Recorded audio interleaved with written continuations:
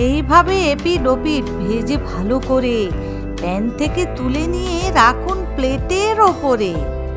আরে বাবা, প্লেট, থালা, বাটি যাতে খুশি রাখুন, না করে বেশি ঘাঁটাঘাঁটি। ওই তেলে পড়িল হাফ চামচের মতো জিরা। জয় মা বলে দিল ঝাঁপ শুকনো কাঁচা লঙ্কা চেরা।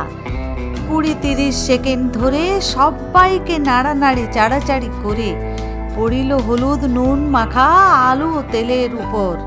মিনিট 2-3 পরে যখন লালচে সোনালি ছোপ পড়ল আলুদের গায়ে, তখনই নুন হলুদ মাখা পেঁয়াজ কলিদের নামিয়ে দিলাম কড়াইয়ে।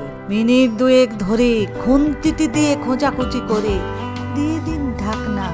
কোথায় গেলি মিক্সির বাটি, এবারে তুই আয় না।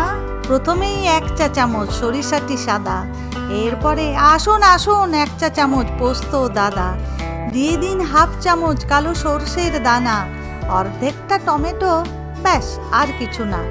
দেবেন নাকি পেঁয়াজ? তবে দিন দিয়ে। এরপরে জল দিয়ে ঢাকনাটি দিন লাগিয়ে।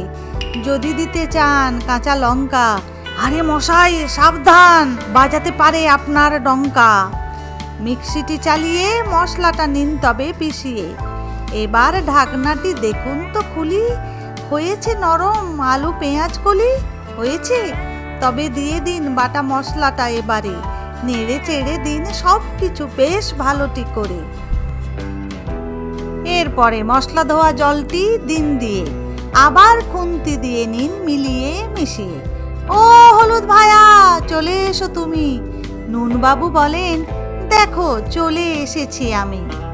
এইভাবে নেড়ে চেড়ে বেশটি করে কষে নেওয়া যায়, তবেই তো তরকারিটি টেস্টি হবে ও ভাই। বেশ খানিকক্ষণ ধরে করে নাড়ানাড়ি। যখনই দেখিবে সবাই ছাড়িছে কড়াখানি, জানিবে মশলাটা কষানো হয়েছে দারুণ। এবারে তবে আর কি, পরিমাণ মতো জলটি ঢালুন। ঢাকা দিয়ে 5 মিনিট ফোটানোর পরে দিয়ে দিন ভাজা ট্যাংরা কড়াইয়ের ভিতরে। অতঃপর করতে দিন খুন্তিকে তার কাজ, যাতে ঝোলের ভিতর ডুবে থাকে সব কটা মাছ।